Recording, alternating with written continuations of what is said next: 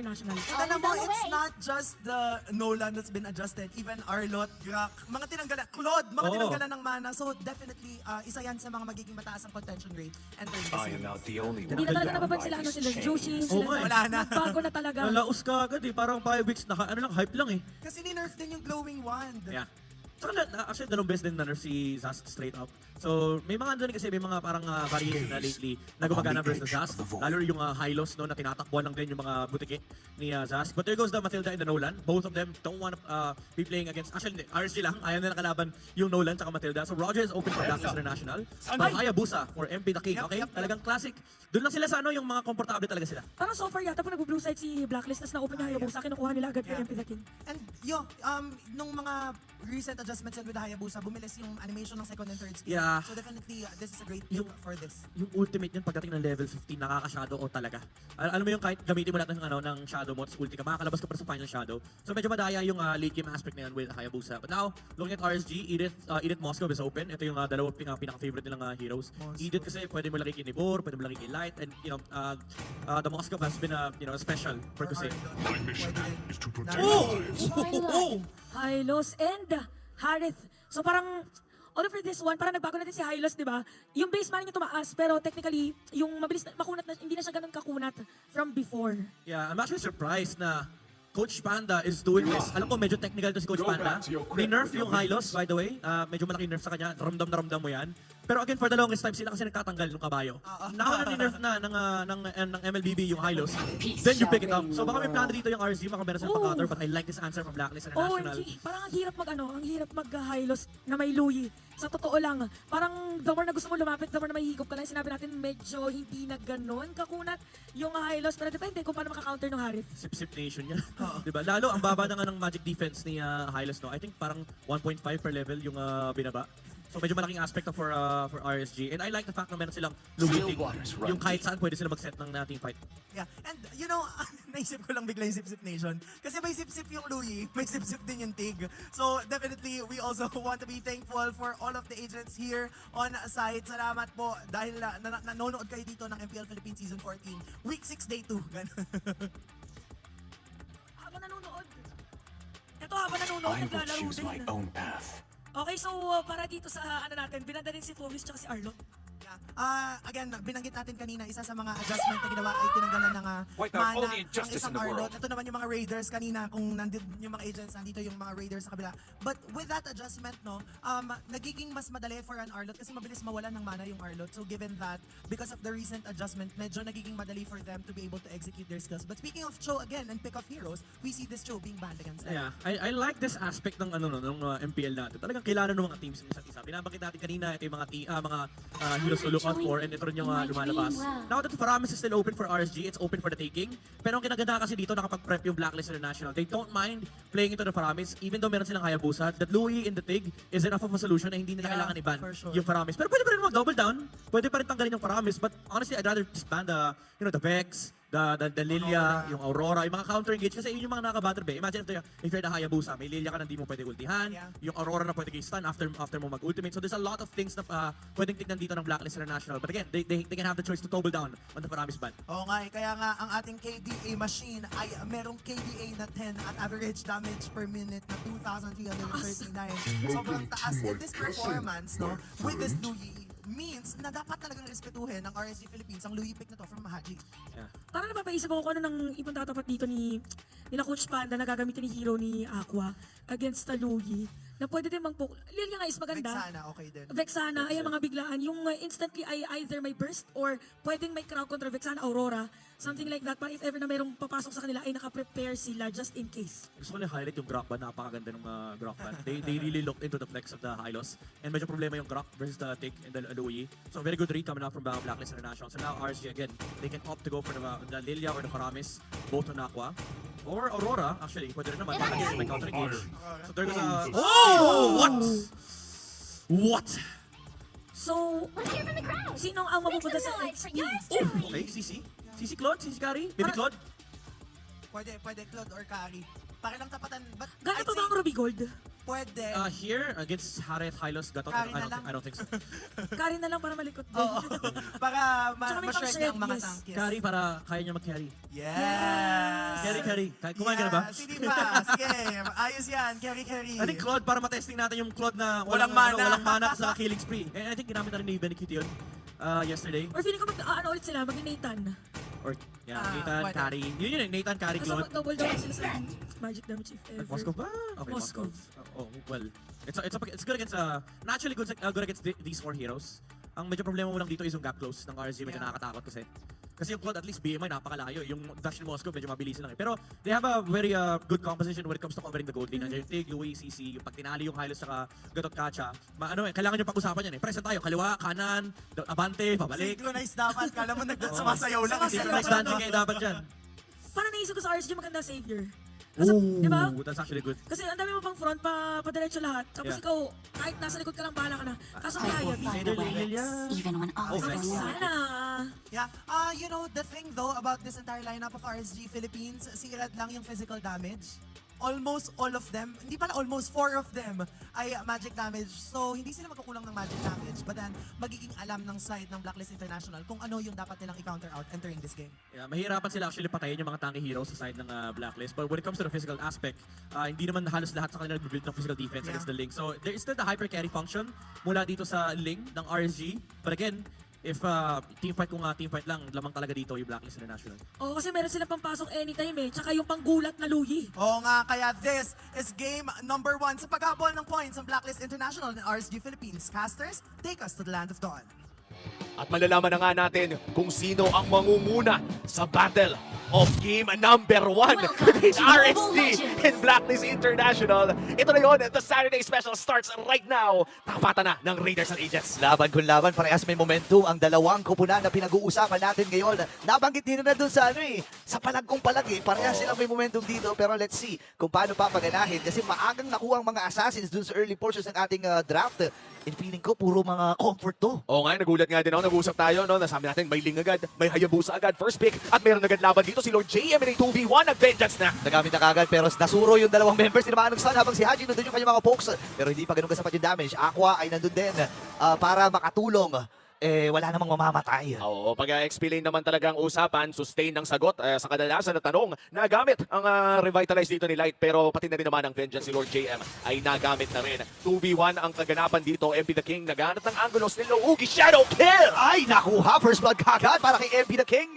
At maganda tong simula para sa Blacklist. Oo, pero mo wala pa siyang Shadow Kill, pero tinapangan na niya nakapag level 4 pa. And now, with the access to Lougi Shadow Kill, ay may chance siyang gumawa pa ng play before the first turtle spawns. At panigurado, no, nag-iinit na si MP the King with that kill. Alam naman natin ilang beses na natin nakita ang mga assassin heroes, specifically itong Hayabusa mula sa kamay ni MP. Pero parang gusto pa nila si Nibor, gusto nilang puruhan talaga yung XP lane. Oo. Kasi nga naman ang laki ng impact ng XP kapag may mga objective takings. Oo, diba? tsaka ito yung major change na ginawa nila so far sa gameplay ng Blacklist International. Mas binigyang pansin nila si Lord JM sa mga recent nilang laro at mukhang yun ang naging winning recipe nila. And with that play in the bottom lane once again, mukhang makakapag level 4 naman ang mga kailangan magpa-level 4 sa punta ng Blacklist International at sisimulan na nga nila ang turtle. Look at the community prediction bar ng mga Blacklist. Nakakagulat ito. Kasi nga naman, based doon sa kanilang naging performance against M5 World Champs, the Falcons AP, Bren, talagang nahatak ang mga agents dito sa ating community.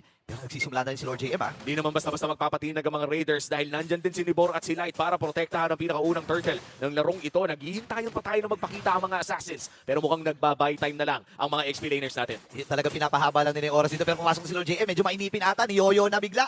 Itong si Nibor, pero may na-expend na kagad na ulti or na resources mula sa Blacklist. Andun yung Taunt, makakatakas mo si Lord JM dito. Makunat-kunat din sa early portions. Nanawa na rin ng Blacklist. Sabi nila, talaga, lane na nga tayo. Tagal na ito Itigil na natin to. Nagamit na rin yung Yo-Yo Blitz at panigurado. The moment na magsimula ang turtle na to ay may Yo-Yo Blitz na ulit para sa laban. At MP the King, ngayon sa simula ng turtle, hihilain niya. Pero nawawala pa yung link. Hindi pa nakikita ng Blacklist International. Okay, parehas naman level 6 yung mga junglers natin. Hatak na naman. Grabe naman. Unang pagong pa lang to, guys. Easy lang kayo, pero kakatok na kagad. Doon yung pero walang tinamaan kundi yung damo. Habang papasukin na rin dito kagad si MP the King. Pero 2v3 ang magagalang magiging 2v4 pa. Andito na reinforcement. Pasok ngayon si Irad. And then pasukin nila gamit niya nga rin lang. Habang kumaltok na naman si Nibor. Ang sakit ng mga babad. Wala doon sa Ring of Punishment. And this time ay makakataka si Perk, si Libor. Isang hit na lang si Libor. At yung mga yolo, si MP pa atay bibigay. Pero si Lord JM ang makakakuha nun. What an escape coming in from Haji. Ay, ay. Pero the first down coming in from Aqua. Buhay pa rin naman si MP the King. Pero dahil sa napakagandang combo na nagmula dito kay Aqua, ay hindi nakapag-turtle ang Blacklist International. Still, what a great team fight na nagmumula sa mga agents before that turtle. Grabe no, sa mga panahon na to, dapat level second turtle na ang ating pinag-uusapan. Oo. Hanggang ngayon, wala pa rin nakakakuha ng pagong na ito. So nag-move on na ang magkabilang kumpulan. Sabi na, sige, huwag din natin pansinin yan. Kuha na kagad ng purple buff. Kasi kanina pa nag-aantay yung purple buff ni MP na ngayon lang niya muli makukuha.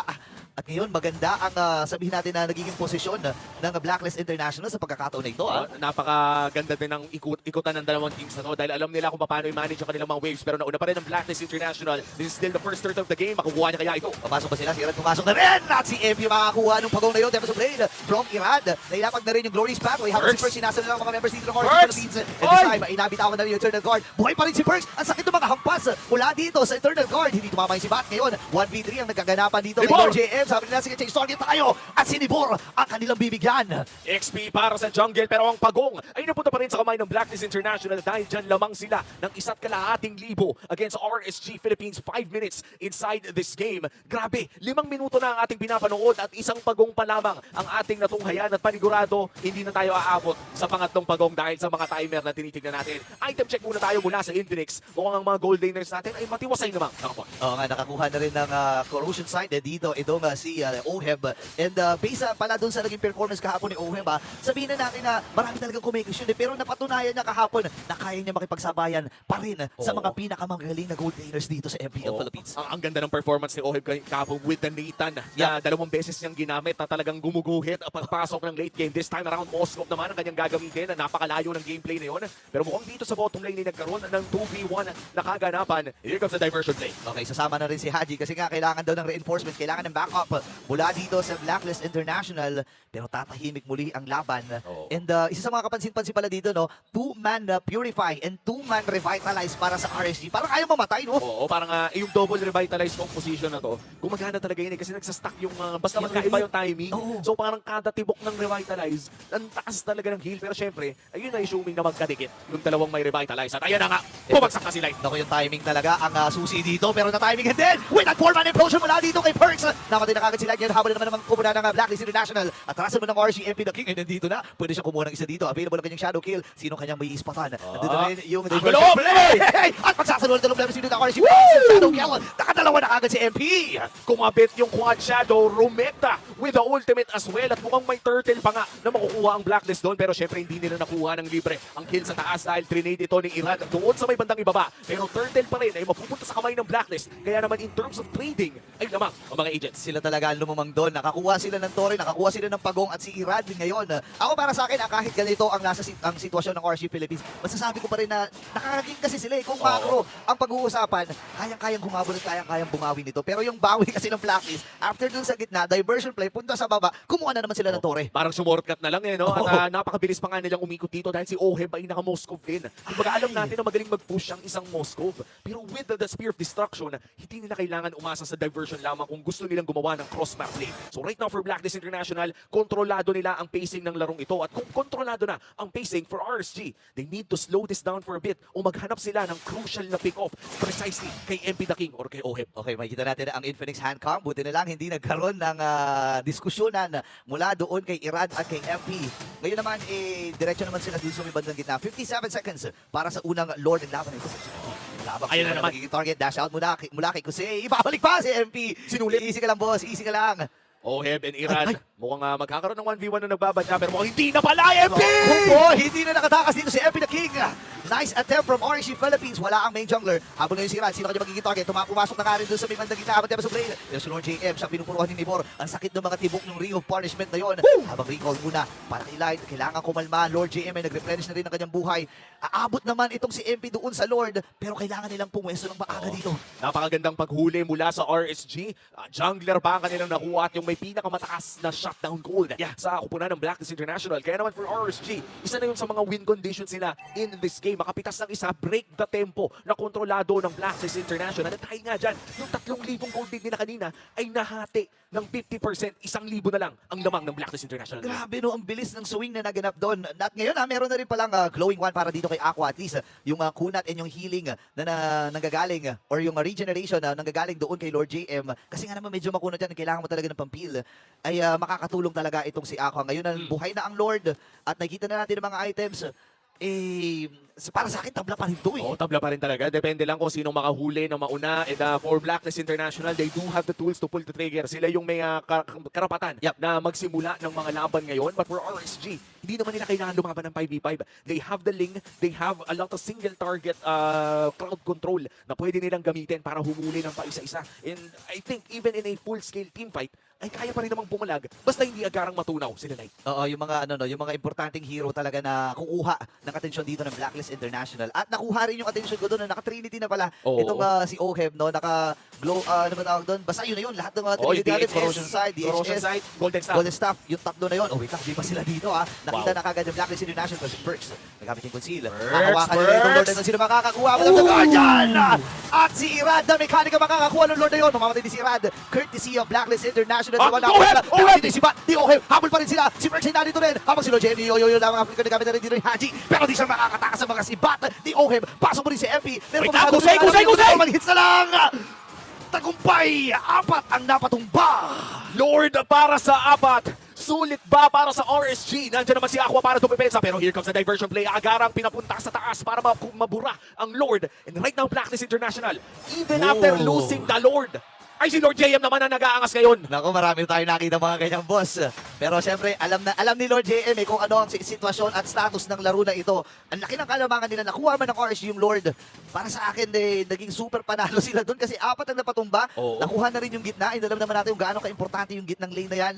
Dahil nga naman, mas mahirap para kay Irad na kumuha ng mga objectives at mga resources na meron siya. Lalo na purple buff dependent to. Alam naman natin kapag Ling ang nilalaro mo, kailangan mo yung purple buff. Isa yan, malakas si Ling, pero kailangan niya ng purple buff para ma-unlock yung full potential ng isang hero na to. At para sa RSG, isa na rin sa mga kailangan nilang bantayan yun. Kailangan makakuha ng purple buff dito si Irad kung gusto nila na magkaroon ng mga mechanics na gusto nating makita mula kay Irad. And this time around for Blacklist International, dahil nga nanalo sila sa Lord fight na yun, meron silang oras para makapag-farm ng karagdagan before the next team fight. Nako, may mga pambay na rin ng time dito ang Blacklist International, Wind of Nature at Winter Crown para kay Haji at kay Oheb ay available na rin. So may mga potential na na-outplays tayong makikita sa pagkakataon na ito ngayon na naghahanap na rin ang RSG Philippines ng pambawi kasi kailangan nga naman talaga nila na humabol dito lalo na laki na ng lamang in terms of economy dito ng Blacklist International at ngayon nakabaksat pa sila dun sa itaas.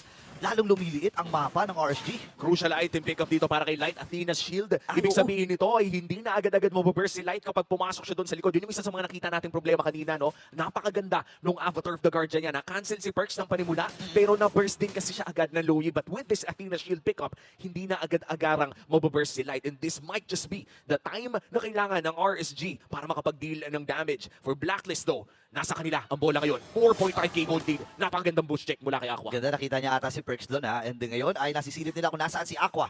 4 na members mula sa RSG. Actually, 5 members. 5v5 na pala ang salubungan na ating makikita. Doon ba yan magaganaba sa ikalawang Lord ng laban na ito or dito lang sa may mga kalsada sa gilid-gilid? Light nakapwesto na rin. At si Lord JM, pinapatunog na ngayon Lord. At Lord JM in this game playing spectacularly 1-0-9. Maliban na lang natin makita si Lord JM ng konti yung deaths. Walang deaths. Dahil nga sa shift of gameplay na pinakita ng Blacklist, mukhang nagiging mas confident na ngayon si Lord JM. Even bringing out the CC against meta XP laners such as the Hylos. Right now, for Blacklist, mukhang siya ang hahawak ng Lord. Pero na si Light. Naghahanap ng pwedeng ma-clothesline pero hindi na niya hindi na niya tinuloy. Ayaw niya rin. Pero sumilip din sa may bandang likod itong si Light. Kasi baka nga naman may nagtatago doon. Lord JM, napakatapang. Haharapan itong si Libor. Nagamit na rin yung Ring of Punishment. Kalahati na yung buhay ng Lord. Let's see kung ni-reset na naman. Oo, ni-reset na naman. At dahil nga sa Athena's Shield pick up ni Light, pwede na niyang tangkihin yung Lowy. Pwede nang mag-angas ng gano'n na humaharap siya. Wow! Wait, may nakita ako. Anong nakita? Dinala dun sa baba. Si MP the King tapos Shadow pabalik. Wow! Another Wow! Another secret jutsu unlock. Pwede nga pala yun. Yung forbidden BMI, ginawang forbidden quad shadow. Men, quad shadow, pinakamahabang quad shadow na makikita natin sa laban na ito. May mga bagong ipinapakita. Ito yung mga bagong code ng Blacklist. Malami na to yung galawan din. May nag-iwan ng kunay doon sa likod tapos pumunta ng bot lane. Di ba? Total, ninja rin naman ito. Ninja din naman. Oo nga, tama nga. Ayan na naman, nag-iwan na. Umina to ang galawan. Balik ka na. Ay! Mga bagong galawan, ladies and gentlemen. Pero ilalaban natin ng Blacklist International. Oh, no! Si Rad. Pasok ngayon si Nibor. Andun yung Avalanche of the Guardian. Walang nahuli itong si Light. Tuloy-tuloy sila dito. Si Nibor nababa na ng buhay. Kailangan niya gamitin yung kanyang revitalize. Reset from Blacklist International. Pero kasi MP the King. Pinagsalusaluan ng mga members ng RC Philippines yung Shadow Kill. Atras muna si MP. Pasok ngayon si Light. Pero kakayanin niya ba? Nagamit na rin yung Vengeance. And this time ay mamamatay itong si Light. Andun na rin yung ultimate Wow! dito kay Perks. Tatlong nahuli niya. Napag-bigla doon ng Eternal Guard. And si Aqua ay mamamatay.